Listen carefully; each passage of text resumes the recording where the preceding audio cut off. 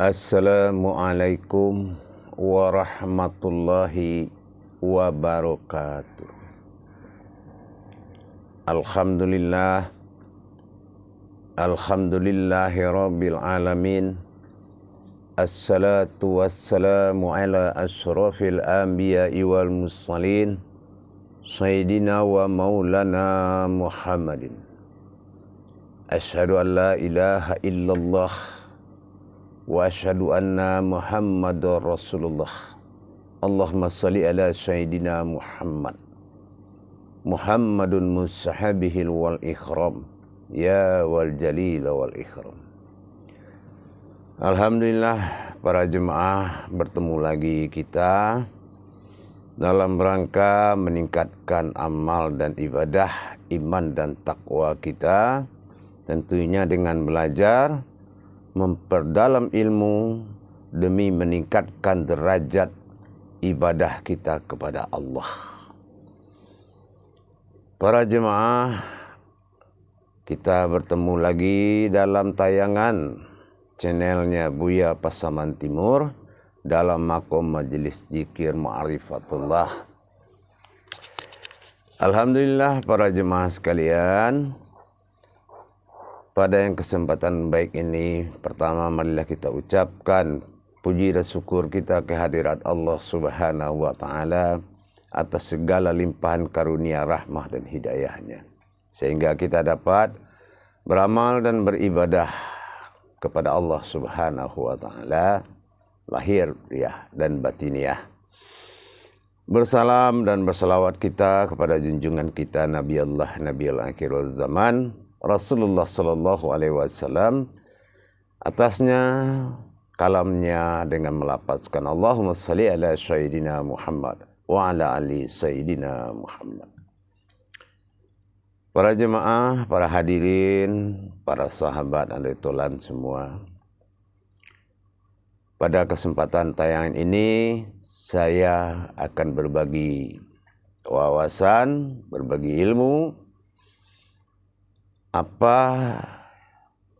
yang dikatakan alif yang nyata dengan alif yang tersirat.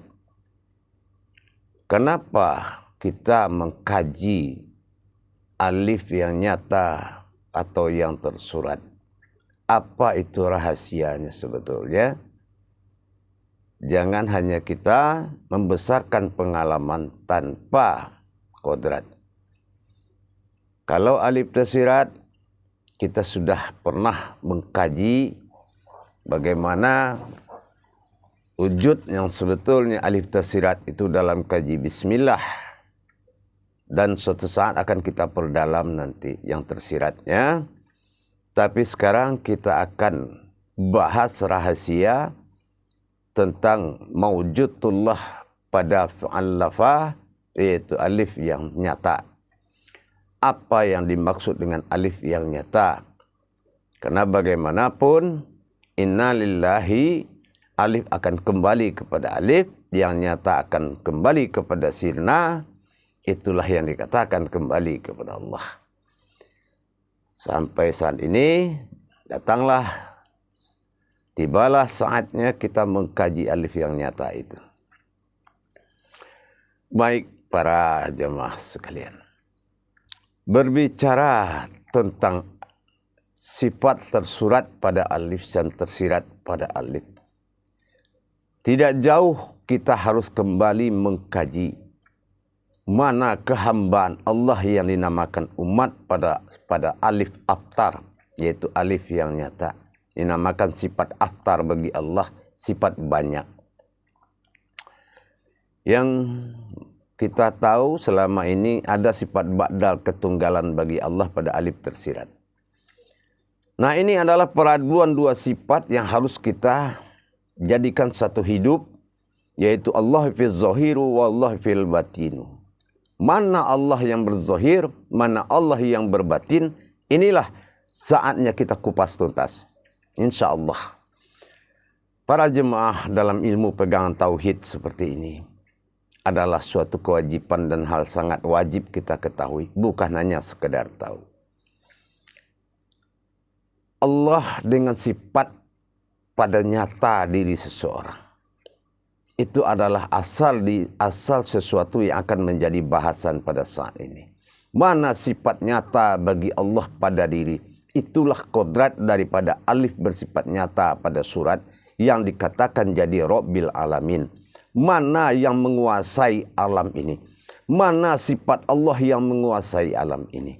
Ini akan kita kupas dari awal, yaitu dari kodrat yang sebenarnya. Mana Allah fi zohiru, mana Allah yang bersifat zohir. Nah, para jemaah yang dirahmati Allah, rahimakumullah. Kalau alif itu tidak ketemu di dalam tulisan bismillah, berarti dia jatuh kepada hukum basmalah. Basmalah adalah ba, tapi jatuh kepada alam. Tapi kalau bi, dia jatuh kepada batin. Disinilah basmalah bedanya dengan bismillah. Di saat ini kita berbicara tentang basmalah. Para jemaah yang dirahmati Allah, kita mengetahui apa yang dikatakan sifat nyata Allah pada diri. Sifat nyata Allah atau Allah fil zohiru, atau bersifat Allah pada diri kita. Kalau bersifat Allah pada tingkat rohani, mungkin kita pernah membahas itu. Tapi bagaimana Allah bersifat pada jasmani, ini perlu ditekankan. Kenapa? Kita akan cari kalau mana yang dikatakan sifat zohir. Nah, sifat zohir Allah di diri kita itu ada 4 para jemaah. Ya, itu ada 4 sifat zohir Allah pada diri kita. Sifat zohir itu adalah tingkah lakunya Allah pada zohir kita. Tentunya kita tidak lepas menyebut kalau zohir pasti ada kulit, daging, urat, dan tulang. Jadi kulit, urat, dan tulang ini pasti sifatnya zohir, tetapi kalau hanya kulit, daging, urat, dan tulang, ibaratkan seorang mayat, apa dia bisa bertingkah? Mayat itu tidak bisa dia bertingkah. Kenapa? Karena dia belum bertingkah. Dia belum masuk 4 sifat Allah ke dalam dirinya. Nah, 4 sifat Allah inilah sifat zohir yang akan disebut jadi manusia. Inilah yang dikatakan umat. Inilah kodrat umat, perwalian dari seluruh alam pada diri kita. Apa yang dikatakan Rabbil Alamin, penguasa alam, adalah kodrat alam itu sendiri, yaitu kemanusiaan jasad kita. Mana manusia itu? Kita kaji sekarang. Mana yang dikatakan manusia itu? Yang dikatakan khalifah Allah pada alam ini. Nah, di sini akan kita kupas dari 4 sifat Allah tadi. Nah, sifat 4 Allah ini adalah kodrat besar yang bertingkah di dalam solat kita. Nah, inilah kodrat keumatan. Jadi jangan kita mencari kaji kodrat diri tapi tidak mencari kodrat keumatan. Mana kodrat Allah pada keumatannya pada alif yang tersurat tadi, ada 4 sifat zohir Allah pada diri kita. Apa itu 4 sifat zohir? Nah, inilah yang dikatakan para jemaah pada sifat jasad kita. Jadi kita harus tahu yang berakaat itu siapa. Kalau apa itu rakaat, itu sudah kita kaji dan mungkin sebagian akan kita kaji. Tapi kalau siapa yang bertingkah dalam rakaat, siapa yang bergerak, sifatnya apa, itu sifat dohirnya Allah yang ada dalam makom kulit, daging, urat, dan tulang. Apa makom kulit, urat, dan tulang? Apa kodratnya? Bersifat air, wujud menjadi tulang pada diri, bernama muhayyun, bersifat menghidupkan. Itulah muhayyunnya Allah. Itu yang dikatakan bersifat air. Ya, udah tentu itu kulit. Kan gitu. Nah, Kalau bersifat air, itulah sifat tulang bagi diri kita. Itu yang dikatakan muhayyun. Muhayyun itu sifat menghidupkan dan mematikan. Sifat menghidupkan, itulah muhayyun. Nah, itu jatuh kepada tulang. Yang kedua adalah sifat api bagi diri kita. Api bukanlah api berasal dari api, tapi api berasal dari darah. Nah, inilah darah. Darah ini adalah sifat kodrat azim bagi Allah. Bersifat azim. Azim itu artinya apa? Kekuatan, kebesaran. Azim itu suatu kebesaran Allah. Ya. Astaghfirullahalazim. Nah, itu kebesaran Allah yang jatuh kepada darah. Makanya darah itu masuk ke dalam diri berasal dari kolbunya kita. Sumbernya darah. Disitulah kebesaran Allah. Nah, itu yang dinamakan sifat azim bagi Allah. Yang ketiga, angin bukanlah berasal dari angin. Angin berasal dari urat. Urat bersifat kawiyun dari Allah. Apa yang dikatakan wayun? Itulah kekuatan. Itulah kekuatan sifat nyata Allah yang ada pada diri kita. Pada jasad kita. Bersandar kepada sifat urat. Urat bersandar kepada sifat angin. Yang keempat para jemaah. Yaitu sifat tanah. Tanah bukanlah tanah asalnya tanah. Tetapi tanah berasal dari daging dan kulit kita. Daging dan kulit kita ini berasal dari sifat nyata bagi Allah bernama hakim. Nah, hakim ini berarti kokoh dan kuat. Jadi tingkah laku Allah dari empat tadi. Pertama muhayyun, yang kedua azim, yang ketiga kawiyun, yang keempat adalah hakim. Itu adalah sifat menghidupkan, kebesaran, kekuatan dan kodrat yang kuat. Itulah manusia. Itulah insan manusia. Itulah kekuatan diri manusia. Itulah kodrat yang ada di balik jasad. Aras-arasnya Allah. Dan itulah yang dikatakan dengan sifat yang dikatakan bersifat Allah kepada diri bernama manusia. An-nas. Jadi kalau orang tanya, siapa manusia itu? Manusia itu adalah sifat nyata bagi Allah. Berasal dari empat kodrat. Nah inilah. Karena dia adalah umul daripada alam. Ya. Karena dia adalah umul daripada alam. Air berhubungan daripada kodrat tulang. Api berhubungan dari kodrat darah. Angin berhubungan dari kodrat urat. Dan tanah berhubungan dari kodrat daging dan kulit. Dengan sifat muhayyunnya Allah, azimnya Allah, kawiyunnya Allah, hakimnya Allah, melahirkan berasal dari sifat apa? Yaitu di sifat dikatakan muhayyun, itu sifat menghidupkan bagi Allah. Dikatakan sifat azim adalah sifat kebesaran bagi Allah. Dan dikatakan sifat kawiyun adalah sifat kekuatan bagi Allah. Dan dikatakan dengan sifat hakim adalah sifat kokoh, sempurna, dan kuat. Inilah kodrat yang empat, inilah yang mewujud menjadi sebuah umat. Itulah kodrat di balik kulit, daging, urat, dan tulang kita. Empat kodrat inilah yang masuk ke dalam kulit, daging, urat, dan tulang kita. Makanya bergerak kita di dalam solat itu geraknya Allah.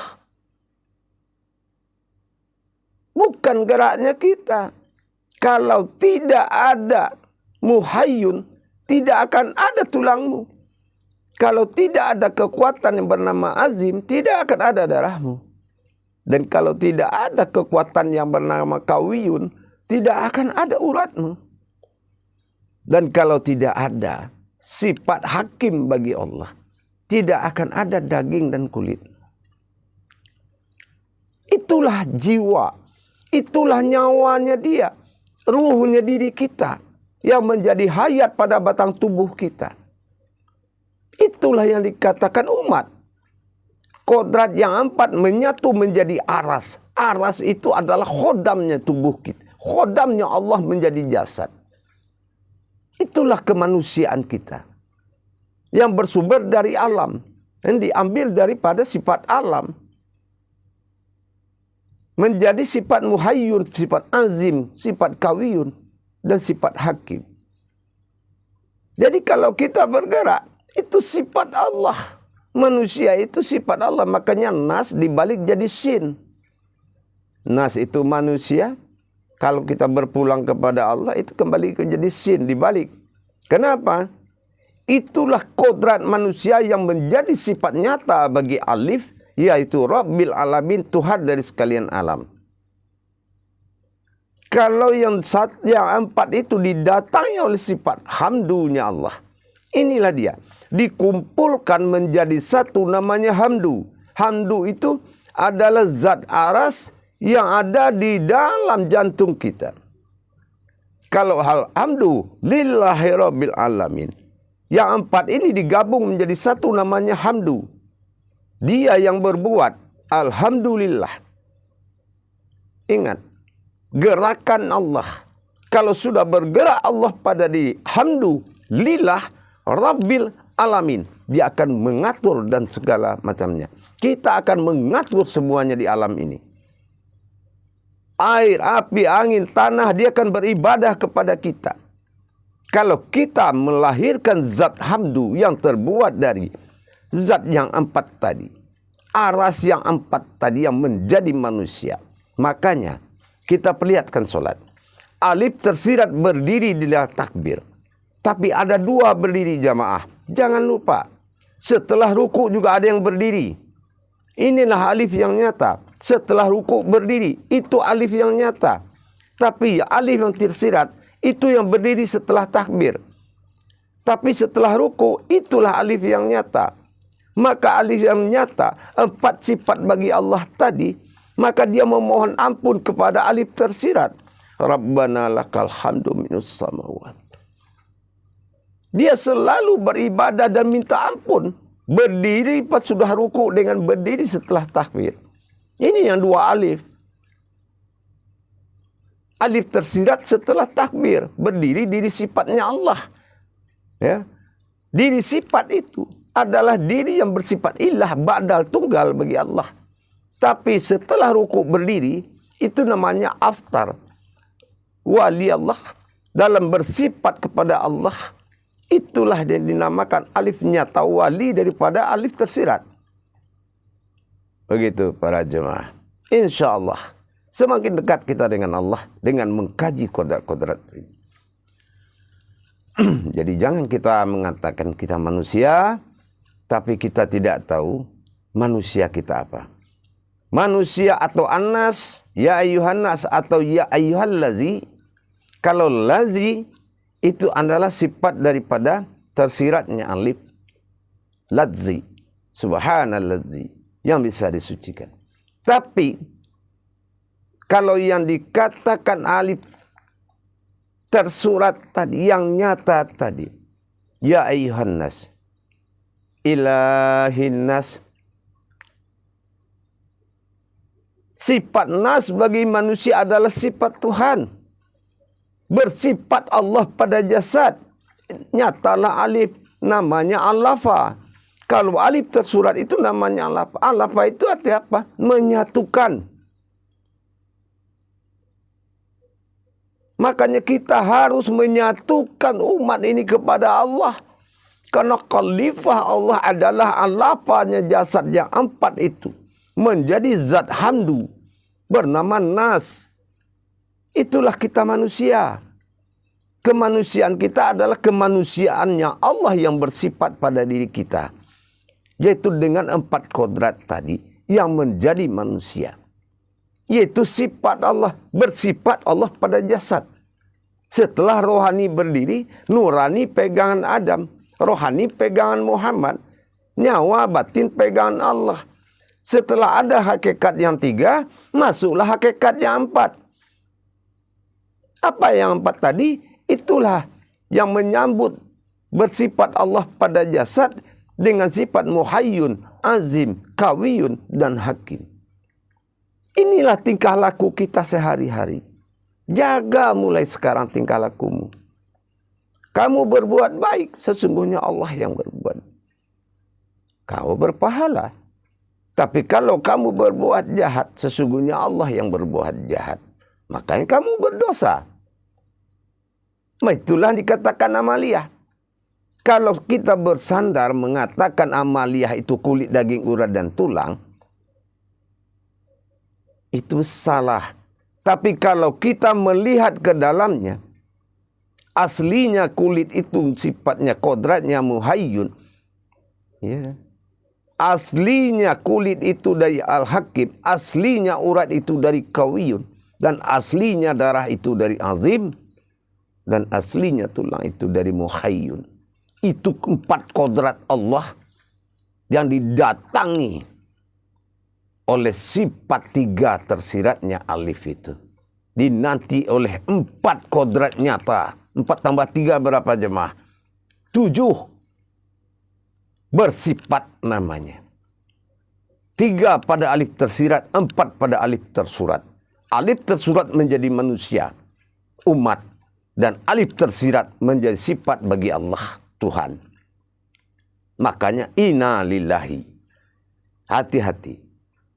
2 yang berdiri alif di dalam solat itu wajib kita selesaikan dalam mengaji solat para jemaah.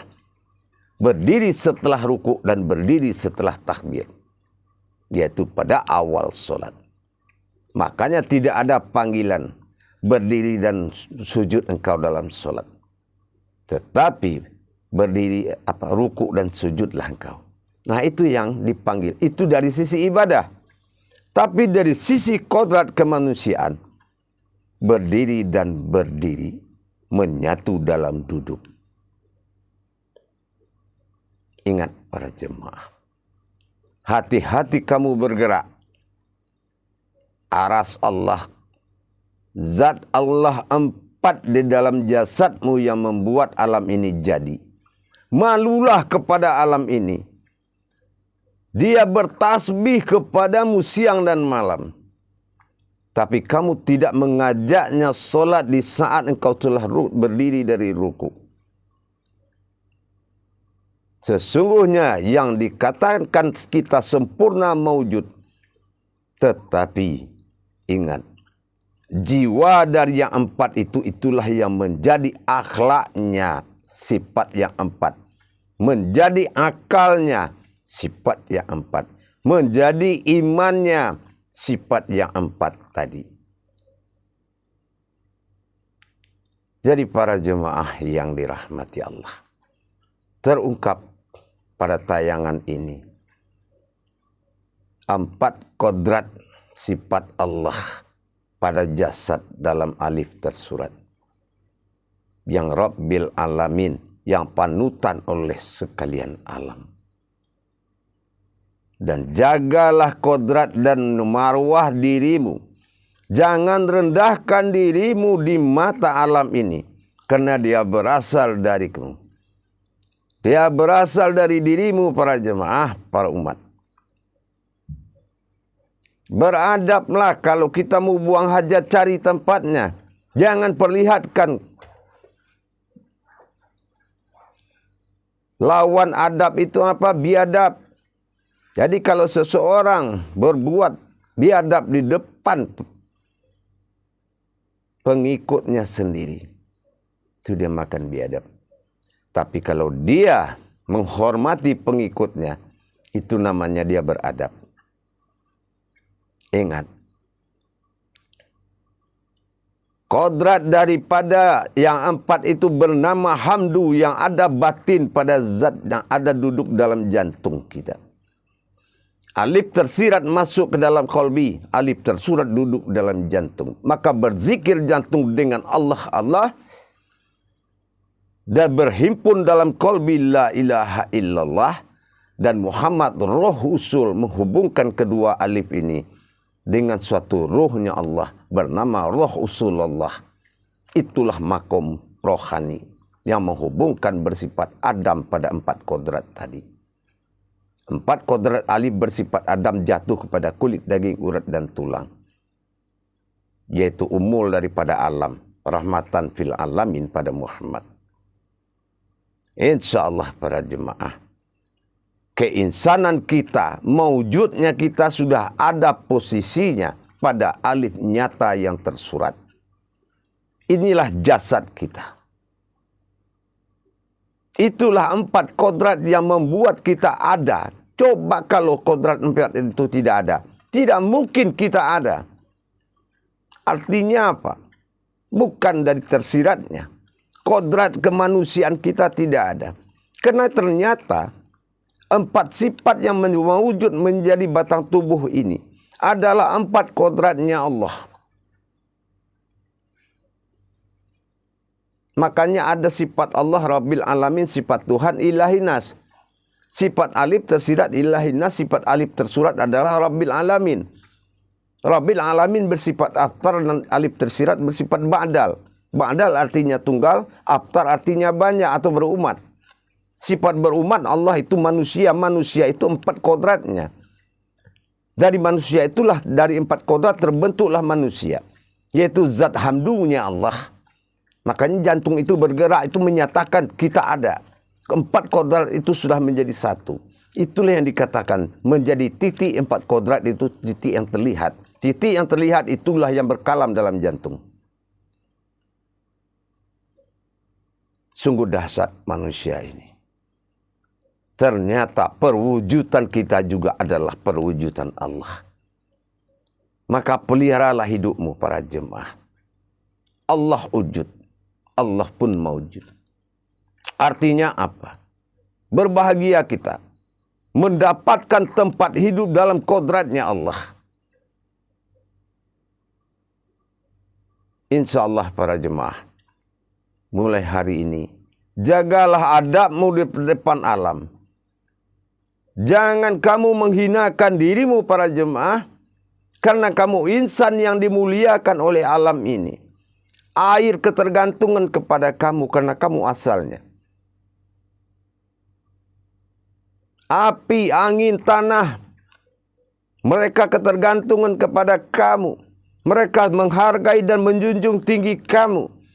Karena kamu adalah sifat Allah yang menjadikan mereka melalui diri kita.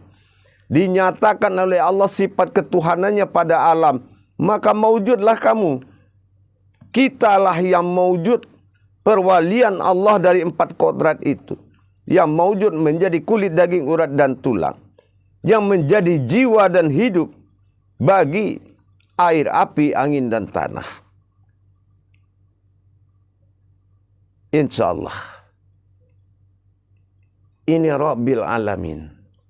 Alam ini adalah kekuasaan Allah. Alhamdulillahi Rabbil Alamin. Kalau zat hamdu, batin hamdu itu yang bersembunyi di dalam kulit, daging, urat dan tulang kamu dengan sifat muhayyun azim kawiyunnya sendiri, dengan sifat al-hakimnya. 4 kodrat itu bersembunyi menjadi satu zat di dalam markubah. Itu yang dinamakan jantung. Itulah yang menggerakkan batinmu. Batin Allah, batin alam yang berkodrat 4 itu dinamakan hamdu. Hamdu itulah yang menggerakkan daging jantung yang selalu bertasbih kepada Allah. Itulah kodrat dirimu. Dan hanya Dia yang bisa menjadi Rabbil Alamin. Yaitu apabila engkau naikkan alhamdulillah Rabbil menguasai alamin. Artinya segala puji bagi Allah, Tuhan semesta alam. Kalau sudah kamu paham zat Allah itu adalah batin yang bersembunyi dalam markubah jantungmu. Itu adalah itu yang dikatakan Kalau dia bersembunyi dalam kolbi, dalam tersiratnya alif. Kalau dia bersembunyi dalam tersirat atau dikatakan alam rahasianya, diri sirnya. Inilah para jemaah keinsanan kita, kemanusiaan kita, kodrat zat Allah yang masuk ke dalam kulit, daging, urat dan tulang adalah kodrat yang sangat disembah oleh alam ini, sangat dijunjung oleh alam. Kamulah orang yang dijunjung oleh alam. Karena alhamdulillahirabbil alamin. 4 kodrat tadi bersembunyi dalam batin jantung markubahmu, menjadi satu zat bernama hamdu. Maka halallah rakaatmu, halallah bergerakmu. Tapi ingat, berdiri 2 dalam sholat jangan lupa. Dikala kamu mengatakan Rabbana lakal hamdu samawat, di saat kamu setelah ruku, maka kamu beserta alam mohon ampun kepada Allah yang tersirat, kepada Allah yang barifat, kepada Allah yang badal. Kamulah walinya. Itulah yang berdiri dalam berdiri. Itulah yang berdiri dalam berdiri. Berdiri pertama itu dipasir bagi Allah alif pada tersirat. Tapi berdiri setelah ruku adalah sifat aftar bagi Allah pada alif yang tersurat. Alif yang nyata. Nur kasiyah namanya. Kalau nur kasiyah adalah 4 dari kodrat zat hidup hayat menjadi jasad bernama nur kasiyah atau alif aftar, nyata dilihat dengan mata. Seperti itu juga nyata dirimu dilihat. Makanya para jemaah, Allah fi zahiru, nah itulah jawabannya. Wallahi batinu, itu 3 lah makom diri yang tuh. Kodrat diri yang 3. Allah fil batinu pada sifat ba'dal. Allah fi zahiru, itu dia. Yang 4 menjadi satu bernama hamdu atau hamdalah. Maka kalau kita bersyukur, alhamdulillah, alhamdulillah, hadirkan dan bersyukur kepada dia. Itulah kodrat kita, insya Allah. Sekarang sudah terjawab. Jangan kita sibuk mengkaji alif tersirat, alif tersirat, alif tersurat juga kita tidak tahu. Dan manusia itu siapa?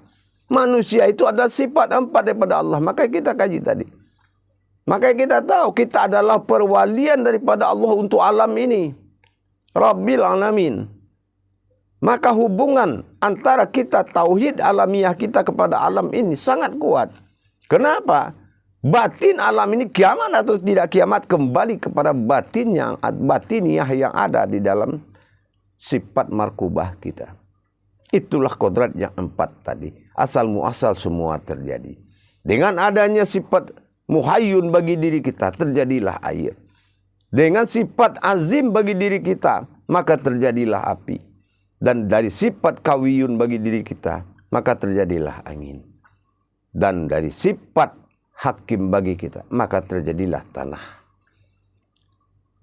Dan itu sifat 4 ada bergabung menjadi satu titik. Di barat kaji kita alif tersirat masuk dalam baba, masuk dalam titik. Nah, titik itu dalam hayat alif tersurat adalah detak jantung itu. Itulah zat hamdu namanya, yang disimpan menjadi markubah atau panutan. Ka'bah kalau di alamnya, kubah kalau di diri. Ka'bah dan kubah. Insya Allah. Mudah-mudahan jadilah kita makhluk yang dimuliakan oleh Allah. Dan jagalah kemuliaan Allah pada diri. Agar engkau betul-betul mendapatkan nikmat Allah. Dengan alam menjunjung tinggi derajat Allah yang tadi. Kemanusiaan itu adalah kemanusiaan Allah pada diri kita. Pada jasad kita sudah kaji. Semalam hari ini juga. Tapi ingat. Pada diri selalu kita kaji, yaitu kodrat pada diri. 4 pada alif aftar nyata, 3 pada alif tersirat. Menjadi 7 itulah sifat. InsyaAllah. Barakallahu ya karim ya rahman ya rahim. Mari kita belajar dan selalu belajar. InsyaAllah para jemaah sekalian, mudah-mudahan bermanfaat untuk kita semuanya. tidak mungkin kita tidak harus tahu tentang siapa kita. Jangan kita mengkaji nafsahu tapi nafsihinya kita tidak tahu. Harus kita kaji. Mana Allah yang bersifat zahir, mana Allah yang bersifat batin. Mana alif zahir dan mana alif batin. InsyaAllah. Akhirul kalam. Wabillahi taufiq wal hidayah. Assalamualaikum warahmatullahi wabarakatuh.